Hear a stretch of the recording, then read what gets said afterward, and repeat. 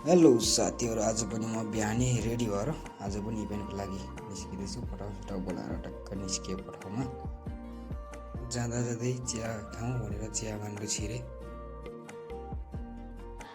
अब अझै चिया खान लागिरहेको छु। चिया अर्डर गरेपछि चिया आयो अनि चिया खाएर म चाहिँ ब्याङ्कवेटतिर गएँ। आजको ब्याङ्कवेट चाहिँ बुद्धनगर क्वालिटी ब्याङ्कवेट हो।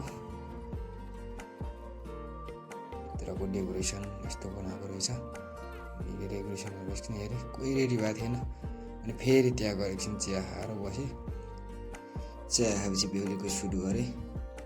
अनि त्यसपछि सगुनहरू आयो। सगुन आइसकेपछि सगुन लिने काम भइरहेको थियो। अनि त्यसको एकछिनपछि केकहरू पनि आयो। अनि बाहिर बेहुला चाहिँ अलरेडी आएर बसिसक्नु भएको थियो सगुनसँगै। अनि त्यसपछि यो बेहुलीको पूजा भइरहेको थियो। बेहुलीको पूजामा एउटा फोटो खिचेको थिएँ, यस्तो खिचेको थिएँ हेर्नुहोस् है। त्यसपछि फेरि बेहुला बेहुलीको सँगै पूजा हुन थाल्यो। त्यो पूजा सकेपछि स्वयम्वर भयो। अनि स्वयम्वर सकेपछि ट्याक्क सुपारी खेलाउने। त्यसपछि इभेन्ट सकिए जस्तो भयो। बिदाई हुने कार्यक्रम आयो। बिदाई भइसकेपछि हामी चाहिँ आज 4 जना थियौँ जम्मा। 2 जना फोटो 2 जना भिडियोमा।